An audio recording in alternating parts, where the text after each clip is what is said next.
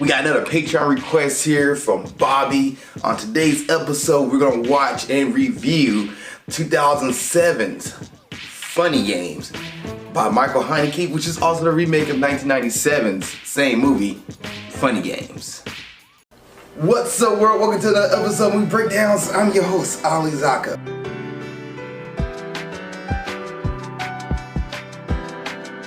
And before I get started, if the review you want me to do, let me know. Please put in the comment section below and I get to it as best I can. Also at Patreon.com/Ali Zakka for $2 a month. You get the cut in front of everybody, get your review out way before it comes out on Facebook and YouTube.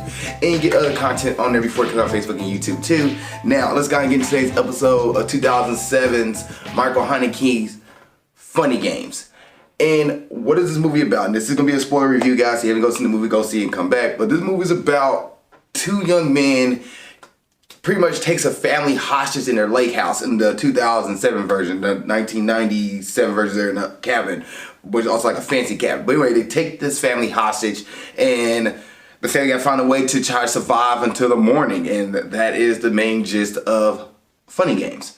Now, the things that I liked in this movie are the acting. In 2007 version, I started watching 1997 version and I just didn't want to watch the movie in subtitles, so I went and got the 2007 version, and the movies are shot for shot. They're like same for same. That's one of the cool things about this movie, that it's just a remake. 2007 version is just a remake with different actors, and little things are updated because of the time frame, time difference of decades apart. Actually, the movie is made a decade apart from each other. But with that being said, I actually wanted him to make a 2017, he already would have made 2017 version if he was going to make a movie. The remake of it 10 years apart. Anyway, the acting in this movie is really, really good. Naomi Watts, Tim Roth, and Peter, I think the character's name is Peter. Michael Pitt, Paul's the character's name, Michael Pitt. The acting in the movie is really, really great. I enjoyed the acting. I think everybody gave it 110% in their roles, and they did amazing jobs throughout the movie. Tim Roth, I remember him from the Incredible Hulk movie, so watching it, I was like, that's the guy from Incredible Hulk. That's Abomination, which is funny because I'm like, I remember you in a really bad movie, and here you are in, a movie that I wouldn't say it's a great movie, but the acting in this movie is really, really great. So they're going 110% in this movie. So seeing him from the Incredible Hulk movie and then seeing him in this one was like, okay, night and day. And Naomi Watts, I seen her in Mulholland Drive, and so I was like, okay, she's familiar to me. She's a good actor, and she does a great job in this movie as well. But one thing I didn't like in this movie was the main story. The story, I didn't like the fact it was kind of like pointless. And the reason why I say that, because most stories, they have a reason. The villain has a reason for what they're doing. Whether they are, where like, I'm targeting you because, you got a grudge against me, you did something against my family, you did something this, or I got a plot against the world. No, they're just messing with this family and killing people for the sake of doing it. There's no story behind why they're doing it. They're just doing it. And there's both a time where Michael's character, Paul, breaks the fourth wall. And I'm not sure what Michael Haneke did, but he had his character break the fourth wall 2 times in the movie. Be like, who do you want to see win this game? Who do you want to see come out on top? And then he was like, oh, she has to play the game, right? She got to continue the story. So he looks at the camera like, she got to continue the story, right? You want to see her to continue the story, plot progression, stuff like that. And I'm like, oh, okay. Well, we're talking about stories. Maybe this movie is not like, at face value, maybe you should take this movie as a movie under like the underlying meaning of it, because they do talk about what movies are at the end of the movie. Talk about like how movies are, could be a split between reality and real time and fakeness and stuff like that. They have like a conversation. Michael and Paul and Peter had this conversation at the end of the movie about like how movies could be like, reality or not. So you're watching a movie, is this a reality? Is it not a reality? And then they just kind of just discussing stuff that's going on in the movie, and you're like, so what's the point of this movie? Like, at first I thought maybe it was just a simple like, oh, you guys didn't give us eggs. We kept messing with the eggs. We want more eggs. And they kept messing with the family at first and gaslighting Anne, who is Naomi Watts' character, beginning the movie. To me, I had an I felt uncomfortable with certain parts. There were parts of the movie that actually drove me in and got me involved. And when Peter first talks to Naomi or Anne and say, I need eggs, so she gives him some eggs, and he drops them, and then she gives him another set of eggs, and then he comes back and there's no eggs. And you're like, what the heck? What's going on here? What happened to the eggs? And he's like really close to her, getting in her personal space, knocks her phone into the water and says, I'm sorry, because he's doing it intentionally. So I'm like, okay, there's a reason for this. They're doing these things to set up something in the future of this movie. What's going to happen here? And then when you finally get to those pieces where you're like, oh, they set up this and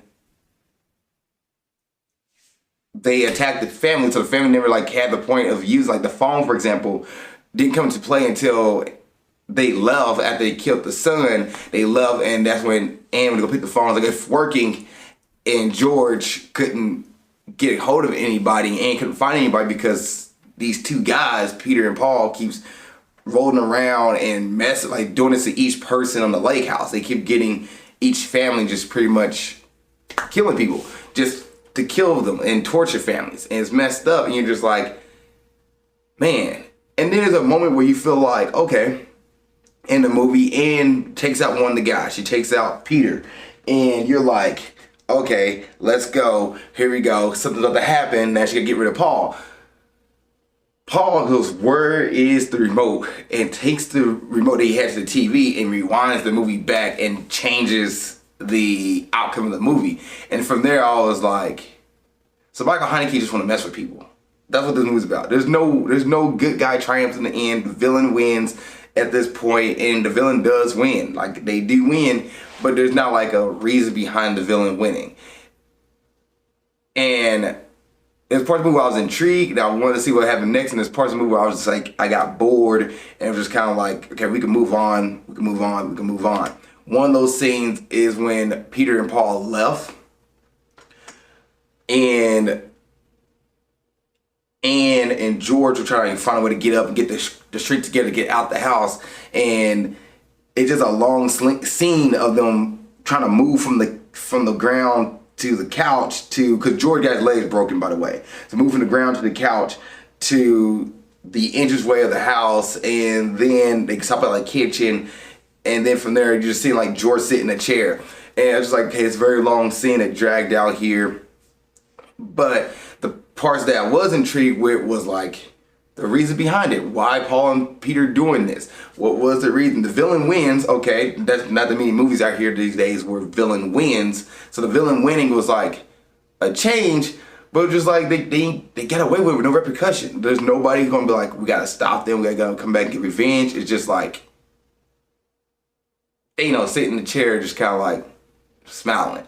But with that one, you knew for Infinity War, I remember watching that movie in theaters, and I remember how silent the crowd got at the end of the movie when Thanos snapped the finger, everybody disappears, everybody dying, and you have a few heroes just kind of messed up. And the last thing you see is Thanos sitting on a farm, walking out, sitting down in a chair over the sunset and smiling. And you get that feeling at the end of the movie, and everybody's like, there's no hero to save the day, it's just it. But behind Thanos' reason for why he was doing it, was a reason why he was doing it. He wanted to save the world, the universe's resources. By doing that, he's taking away half of humanity or half of life from across the universe to save resources. Okay. In this movie, you're just at least give me a reason why you're taking this family. Would the family being disrespectful and rude to you, and you took that as an offense? You took that personally and decided to, assault this family because, one, you're being a jerk, you're taking over their place, you're being inside their place. They have the right to kick you out their place. They're doing that on 100% behind the family on this movie. And you took it personally because you're playing a game with them, and they was like, we're not being a part of it, so we're going to screw you out this whole situation.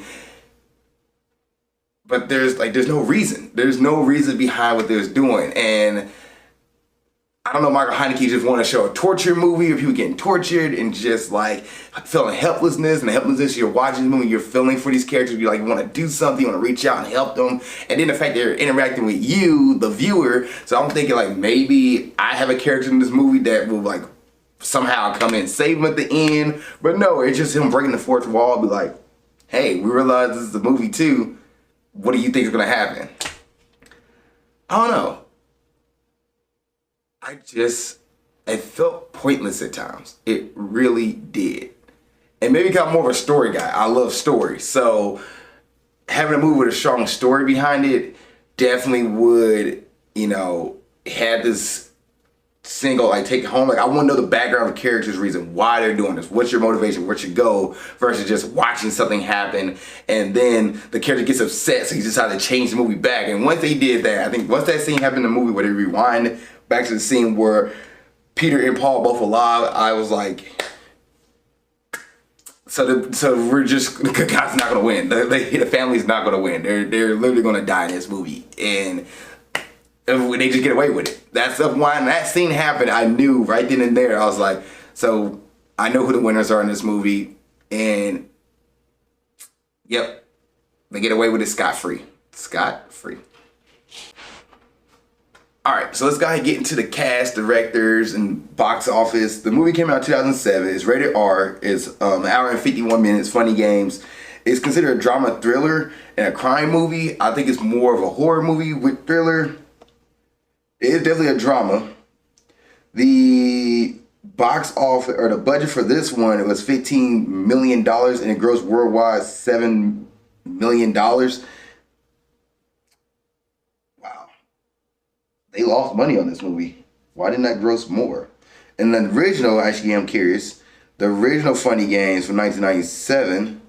This one had a budget of. It doesn't give me the budget and box office release for the 1997 version, but they're pretty much the same kind of movie.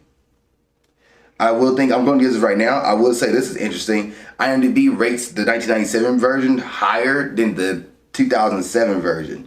Both made by Michael Haneke and written by Michael Haneke as well. That's interesting that one was rated higher than the other, probably because one's the original.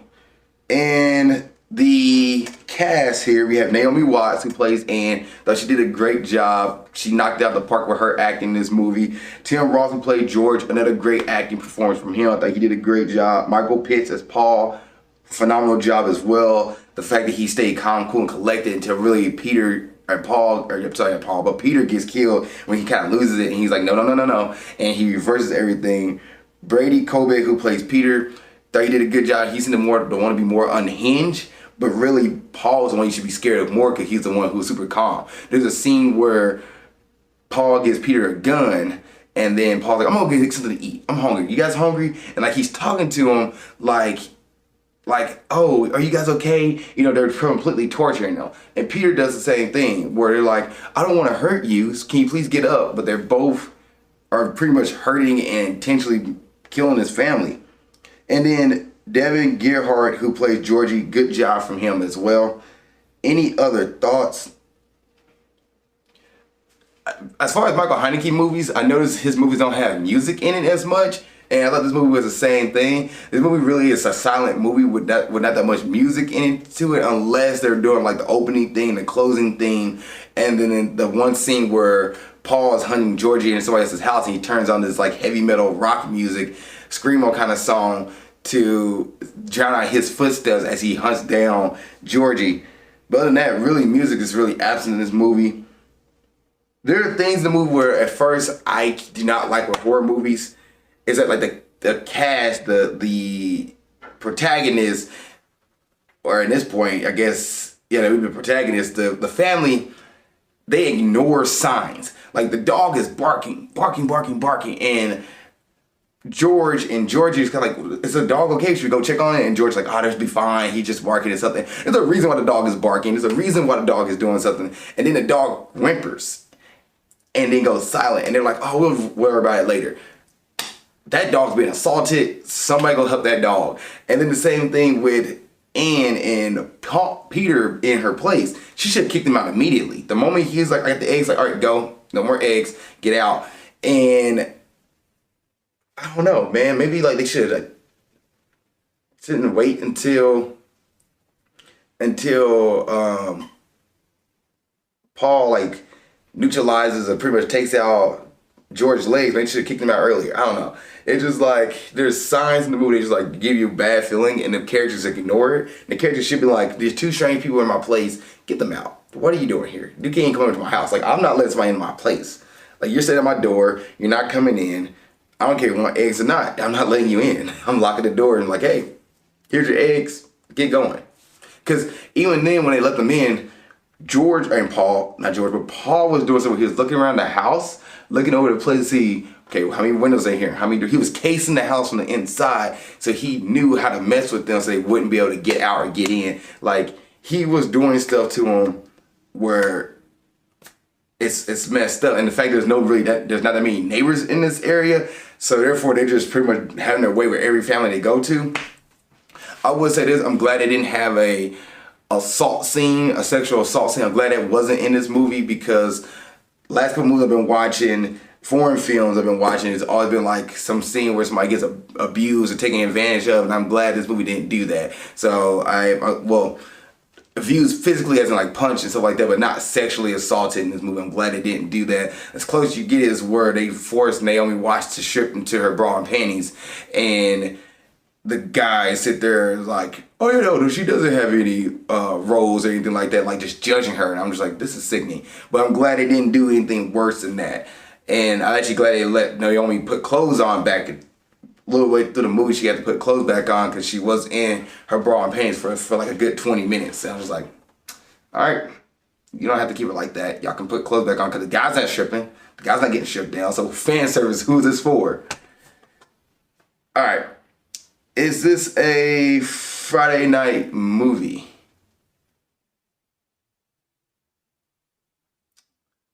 And here's your horror films and thrillers. I'll say yes, this is going to be a Friday night movie for people to watch. You'll be like, what the heck is going on here? And grading time. I'm going to grade Funny Games from 2007 and 1997 because they're both the same exact movie. I'm going to grade Funny Games. I'll give this movie a B-. And a B- on the acting alone. I'll give it 80% from the acting alone because the acting in this movie was really, really good. But the story itself was just like, And I do give it props for like the characters, the way the acting and writing in this movie was good. Just the story itself wasn't the best thing. So I'm gonna give the movie a B-. And IMDb gives 2007 version a 6.5 out of 10, while the 1997 version got a 7.5 out of 10. So IMDb gives the movie like a D, and then the 1997 version got a C. Rotten Tomatoes gives Funny Games a 51% from the critics, and the audience gives this movie a 54%. So they both give this movie an F. And let's see what the 1997 version got from Rotten Tomatoes. Rotten Tomatoes gives the 1997 version a 71% from the critics, and the audience gives the movie an 83%. So the 1997 version, which is the same exact movie. I guess the only thing is different is just the fact one's a remake. So you're watching something the second time as a remake. I can understand that people's like lust is for that movie, or not lust, but like, what's the word I'm looking for? Awe and inspiring for that movie, like the awe struck for the movie. Once you've seen it before and see it again, it might definitely drop off. I mean, I'm curious what's the difference between the movie. Why did one group give this movie, why the 1997 version get a 83% versus the 2007 version got a 54%? And maybe because one's a cult classic, one came out in the 90s, and they're different, and then we watch it today in 2007 and there's nothing new added to it. It's just the same remake from the movie. You can go watch the original, and then you also have other movies that came out prior to that could be better at that time. Maybe that's why the other one got a 54%. But I guess for a first time watcher, 83%, my B-, I give it 80%, falls right there with the original. But it's the same exact thing. I feel like the story as a whole gets an 80% from me, a B-. So, yeah. If you seen, let's say the Hunger Games. If you seen funny games, if you seen funny games from 1997 or 2007, what do you think? Please put in the comment section below. Other than that, see you guys in the next episode of Movie Breakdowns, and keep being awesome. Thank you so much for making it to the end of this video. I really appreciate that. Please don't forget to like, subscribe, and comment. If there's a review you want me to watch or do, let me know. Please put it in the comment section below this video. Also, you want to watch the last episode of Movie Breakdowns, it's right there. Just gotta click on it and you'll be able to watch it. Thank you guys so much. I appreciate it. Love y'all, and keep being awesome.